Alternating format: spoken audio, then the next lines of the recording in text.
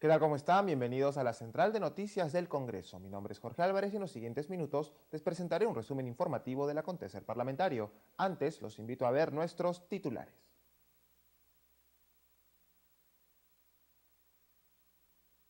En ceremonia de develación de busto de Javier Díez-Canseco, presidenta del Congreso, destacó cualidades políticas del extinto parlamentario. En temas legislativos, defendió voto dirimente en caso de congresista John Reinaga.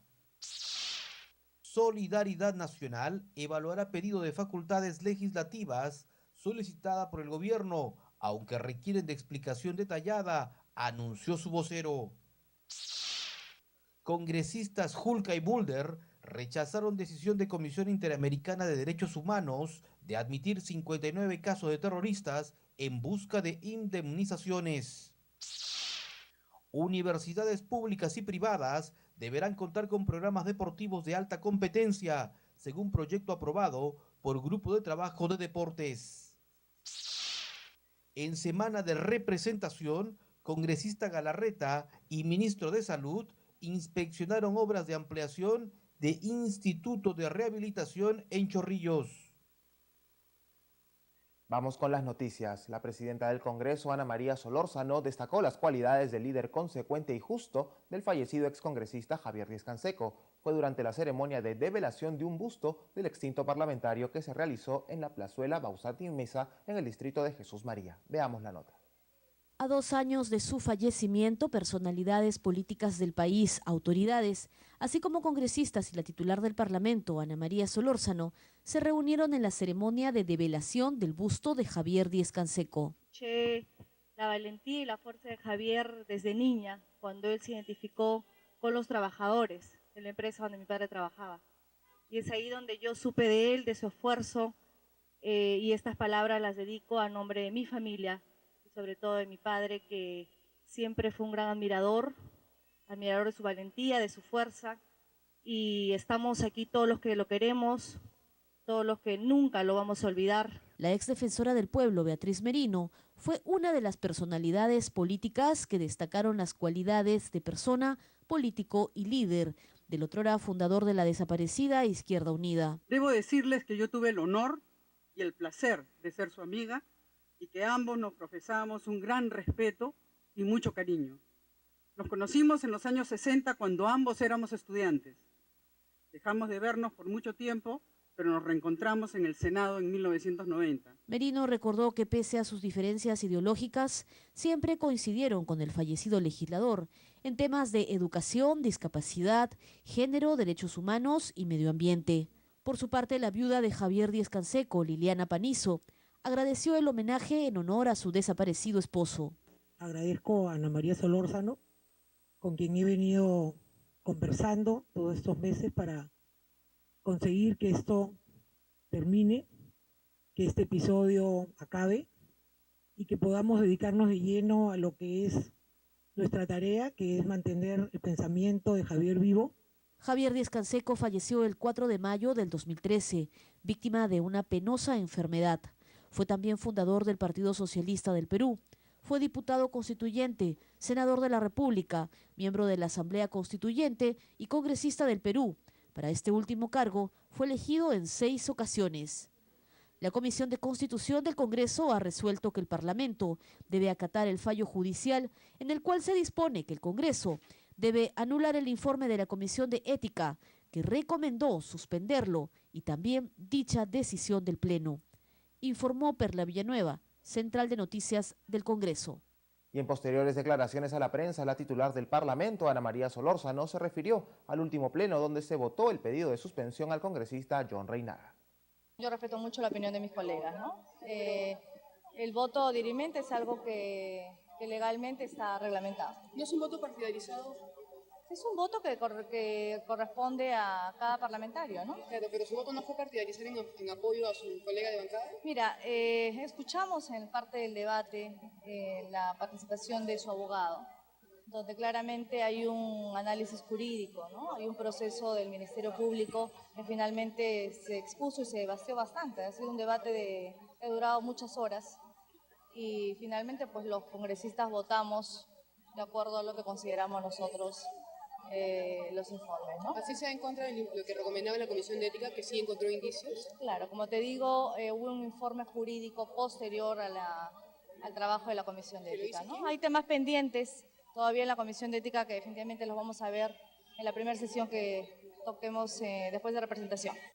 La ejecución de la segunda etapa del proyecto Maje Siguas 2 no solo generaría miles de puestos de trabajo para Arequipa, sino para todo el país, por su impacto en el desarrollo agroexportador. Así lo señaló la titular del Parlamento, Ana María Solórzano, al destacar la suscripción del contrato de tan importante obra. El proyecto Maje Siguas 2 contempla la ampliación de la frontera agrícola en 38.500 nuevas hectáreas. La concesión para esta segunda etapa fue suscrita entre el Gobierno Regional de Arequipa y el consorcio Angostura Siguas S.A. El monto de inversión llega a los 550 millones de dólares y permitirá crear 145.000 puestos de trabajo directos y 290.000 indirectos. Es por ello que la presidenta del Congreso, Ana María Solórzano, destacó la trascendencia del contrato al señalar que no solo beneficiará a Arequipa, sino a todo el Perú, más aún por su impacto agroexportador y agroindustrial. Solórzano recordó que en noviembre pasado el Pleno del Parlamento aprobó el proyecto de ley de su autoría que declaró de necesidad pública, interés nacional y ejecución preferente el inicio de las obras de la concesión para la irrigación de las pampas de Siguas, norma que después se convirtió en ley. Las obras de Maje Siguas 2 se iniciaron oficialmente el 6 de febrero del 2014 y su construcción tiene un plazo de realización de 4 años. Informó Central de Noticias del Congreso. El vocero de Solidaridad Nacional, Virgilio Acuña, señaló que su bancada evaluará el pedido de facultades legislativas sobre medidas económicas anunciado por el presidente del Consejo de Ministros. Agregó que es necesario que Pedro Cateriano realice una explicación detallada del mismo. Yo estoy de acuerdo que lo presenten, pero cuando lo presenten tenemos que evaluar para que las facultades no sean tan genéricas. Las facultades tienen que ser precisadas en qué áreas y en qué actividades se van a utilizar, van a legislar. Porque ya se ha discutido en el Congreso durante 3 o 4 semanas el incremento del déficit fiscal y no se le ha autorizado porque no nos han precisado en qué se va a gastar el dinero. Así que si el primer ministro va a pedir facultades especiales en el área económica, que debe precisarnos para evitar una discusión. Porque si la solicitud viene en términos genéricos, seguramente acá se va a discutir y no le vamos a otorgar las facultades, ¿no? Ahora les contamos que el primer vicepresidente del Parlamento, Modesto Julca, y el congresista Mauricio Mulder respaldaron la posición del ministro de Justicia en la protesta ante la Comisión Interamericana de Derechos Humanos por admitir los 59 casos de terroristas condenados que buscan ser indemnizados por el gobierno. Eso es algo preocupante y creo que ahí debemos de todos los peruanos sentarnos en una agenda, ¿no? Y ver cómo es que esto está afectando, en qué medida. Porque tal como nosotros les explicamos, no solamente se trata de recoger una suerte de abuso o de denuncia, sino hay que ver el contexto en el que se desarrolló todo esto. Y creo que ahí el ministro de Justicia ha hecho bien de tomar esta posición, que de hecho también tenemos que de alguna manera evaluar. Estoy totalmente de acuerdo con lo que ha hecho el ministro. Me parece que aquí el Perú ya no puede seguir siendo el chivo expiatorio de las conciencias de personas que nadie sabe cómo se eligen y que pertenecen a la Comisión Interamericana, y que en su gran mayoría son teóricos de salón, que además, no habiendo sido peruanos, tienen una propensión a ver las cosas con una visión ideológica. Desafortunadamente hay que haber sido peruano para darse cuenta de lo que fue Sendero Luminoso, y pretender ahora, según algunos incluso allá escriben, decir que han sido guerrilleros o que han sido luchadores políticos, es simplemente edulcorar las cosas y tener una visión antiperuana, como ya ha ocurrido en tantas oportunidades. Yo creo que en eso el gobierno está haciendo muy bien. Hay que presentar una protesta muy fuerte contra la comisión y sobre todo evitar que los informes de la comisión se conviertan en un tema vinculante, porque no tiene nada que ver con la Corte. No son sentencias lo que ellos emiten, son simplemente recomendaciones y por lo general tienen un enorme sesgo político típico caviar internacional.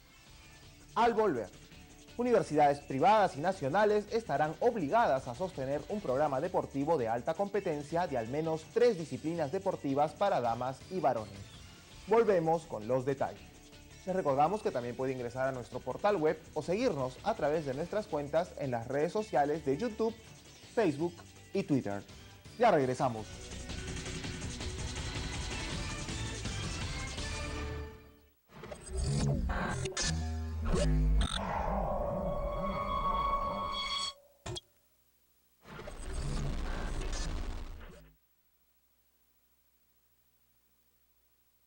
Continuamos con más información desde la Central de Noticias del Congreso. Con la finalidad de apoyar a los jóvenes deportistas, el Grupo de Trabajo de Deportes de la Comisión de Educación que preside el congresista Alberto Bengolea aprobó por unanimidad la propuesta que plantea regular los programas deportivos de alta competencia en las universidades.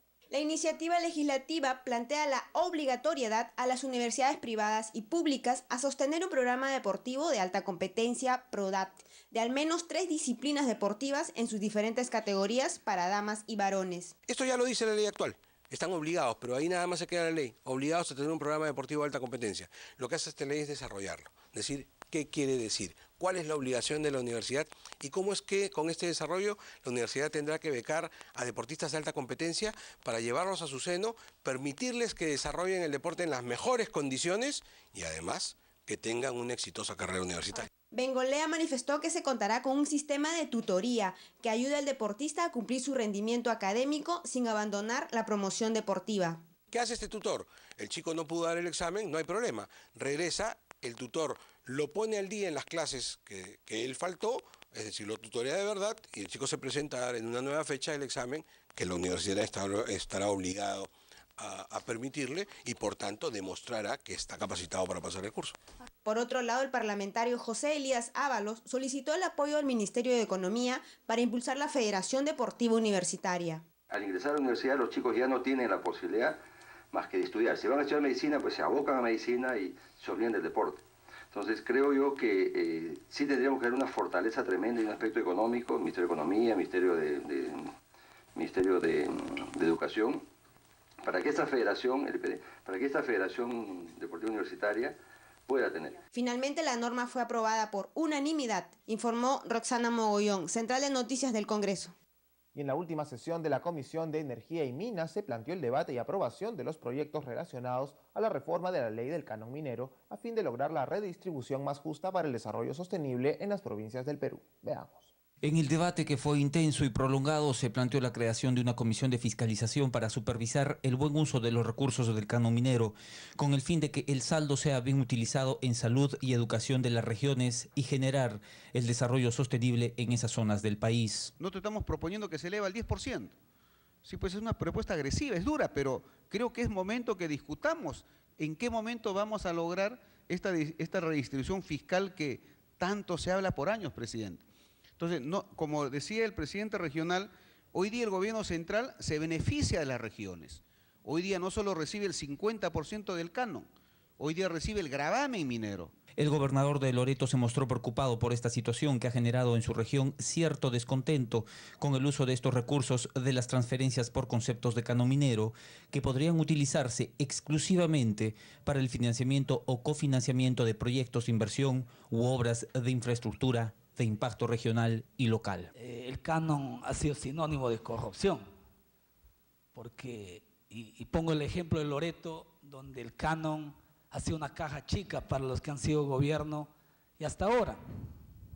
No es, hoy se respeta la distribución, por ejemplo, a las comunidades nativas, el 10%, el 12% para el agro. Sin embargo, el principal problema se centra en la capacidad de los gobiernos regionales de saber y bien usar estos recursos, que podrían estar enfocados también en problemas de educación, salud y seguridad ciudadana. No corresponde que por ley le pongamos ese corsé a los gobiernos regionales.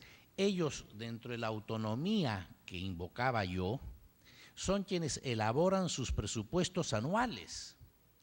Y corresponderá entonces a un presidente diligente, responsable, orientar el canon a esos aspectos y no a las cosas superfluas. Al final de la reunión se pusieron a votación y se archivaron varios de los proyectos por votación. También se determinó mandar al archivo el proyecto de ley 3622, que proponía establecer el fortalecimiento de la pequeña minería y minería artesanal dentro del marco de desarrollo de sus actividades, con altos estándares técnicos en materia de seguridad y medio ambiente. Denis Ávila, Central de Noticias del Congreso. La congresista María Magdalena López Córdoba se comprometió a impulsar el debate del proyecto de ley que da autonomía presupuestal a los centros poblados del país en la Comisión de Descentralización. Fue al reunirse en un evento con 40 alcaldes de estas jurisdicciones de la región Ancash. Los burgomaestres de estos centros poblados ancachinos explicaron las dificultades que tienen con las transferencias de sus recursos presupuestales. Denunciaron que solo reciben entre 200 y 500 soles cuando el monto asignado es mayor y, según dijeron, porque las municipalidades provinciales a donde se les deposita sus recursos no cumplen con darles el monto total. La congresista María Magdalena López atendió sus reclamos y se comprometió a impulsar el debate y aprobación del proyecto de ley que da autonomía presupuestal a estas autoridades. Mi ofrecimiento es lo que les puedo decir, exigir que ese proyecto que está durmiendo en los sueños de los justos, pues se vea en la comisión, se apruebe y que vaya al Pleno del Congreso. Mi voto y comprometer el voto de los demás colegas que sea a favor de ustedes. Ese es mi compromiso. El proyecto de ley 4002 modifica varios artículos de la Ley Orgánica de Municipalidades. Con esta propuesta se le otorga facultades administrativas, financieras y presupuestales a las autoridades de los centros poblados. De aprobarse, el procedimiento de asignación de recursos provendrían directamente de la presidencia del Consejo de Ministros y no de las municipalidades. Lo que ellos básicamente están pidiendo es que el presupuesto pase directamente de la PCM y no pase todavía por los alcaldes provinciales, que son los que mayormente son los que priorizan, y a ellos a veces tienen un presupuesto de 200 soles que prácticamente es una burla, 500 soles y no alcanza ni para pagar la secretaria. Explicó también los beneficios del proyecto de ley en la realización de obras en los centros poblados e indicó que los más beneficiados serían los pobladores de cada localidad. Para mí no es justo que ustedes todavía, sabiendo las necesidades que tienen, tengan que mendigar, porque eso es, mendigar para darles una calidad de vida a las poblaciones que ustedes representan. Entonces eso se tiene que cambiar. El proyecto de ley se encuentra en agenda de la Comisión de Descentralización y se espera su pronto debate. En la sala Gustavo Mome del Palacio Legislativo se conmemoraron los 50 años de creación del Seminario Bautista de Lima, institución teológica evangélica para la formación de líderes y pastores. El evento fue organizado por el congresista Jesús Hurtado. Fue en 1965 que el misionero norteamericano Rudy Johnson, bajo los auspicios de la Baptist Bible Fellowship, fundó el Instituto Bíblico Bautista de Lima, con el propósito de formar ministros bautistas para la enseñanza de la Biblia como reglas de fe y práctica de la vida cristiana. Parte de las enseñanzas de sus aulas han sido la formación de una cultura de valores y prácticas democráticas. En 1970 éramos 50.000 evangélicos en el Perú, ahora sobrepasamos el 20% de la población nacional. Eso es producto del trabajo que estos seminarios, como en el caso del Seminario Bíblico Bautista, que está ubicado en Chillón, logró hacer, creando toda una corriente de pensamiento, una enorme cantidad de personas que llegaron a diferentes puestos, inclusive en el Congreso de la República. Por su parte, el reverendo norteamericano y rector del seminario, Oliver Williams, dijo que dicha institución cuenta con las normas de calidad educativa que merece toda institución teológica en Perú y América Latina. Lo primero, lo más importante a nosotros, estamos preparando pastores y obreros por las iglesias bautistas y por otras iglesias también. Pero preparamos pastores y misioneros por Perú y también tenemos algunos ya están en otras partes del mundo trabajando y estableciendo iglesias. La ceremonia contó con la presencia del congresista Ramón Covachicagua, el pastor Oscar Ugaz, presidente de la Misión Bíblico Bautista, y el pastor Rudy Johnson, fundador del seminario. Informó Jari Izarra, Central de Noticias del Congreso. Al volver, obras de ampliación del Instituto de Rehabilitación Adriana Rebasa de Chorrillos estarían listas en junio, con lo cual se ampliará la atención a miles de usuarios. Volvemos con los detalles.